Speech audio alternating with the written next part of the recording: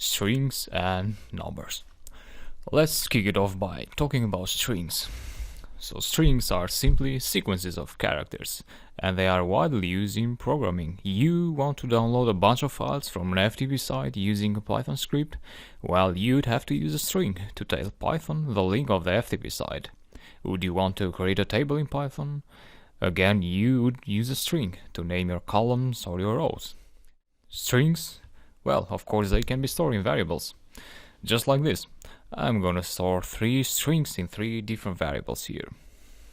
Let's say variable file name equals weather 1901.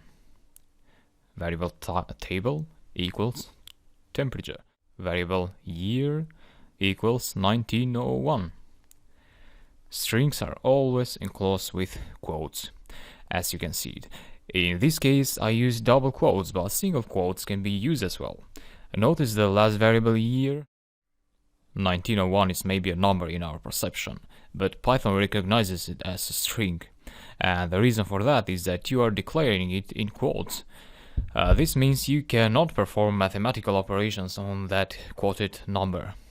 And Python knows you are declaring the numbers when you write them without quotes. So if you want to declare a number, you go straight away without using quotes. Let's say real year equals 1901. And look at this. And that gives an error because Python is trying to add up a string with a number. Instead, if you try to add up the other variable we just created, you get what you expected. And that's the sum of the number 1901 with 1. Well, you could also add up strings if you want. You can do that using the add operator. For example, let's say file name plus an underscore, which is a string, plus table. And we have a string. Now, when you use the plus sign for strings, we call the process concatenation. Ignore what I said earlier about adding up strings. I lied. Yeah, so we concatenate strings. And here we concatenated 3 strings. The string contained in the variable file name, the underscore string, and the string contained in the table variable. And the result was a single string. Now, strings are just a bunch of characters. There are no subtypes of strings. Numbers, however, can be of different types. 2 of the types to be mentioned here are integers and floats. Integers are like all numbers, but they include negative numbers as well. The number stored in the variable potato price we created earlier is an example of an integer. And a few words about floats. Floats are decimal numbers. The amount here holds a float number.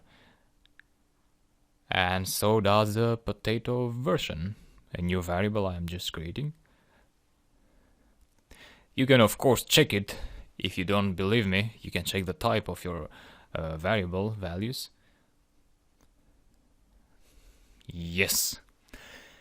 In most of the cases, you will be using floats for your values.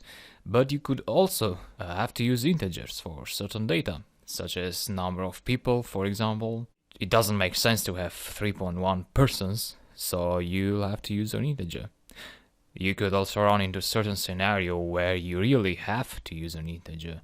Say you want to multiply a string, and to do that you'd use the multiplication operator. Let's say the string by times 2. Bye bye. And yeah, see you in the next lecture.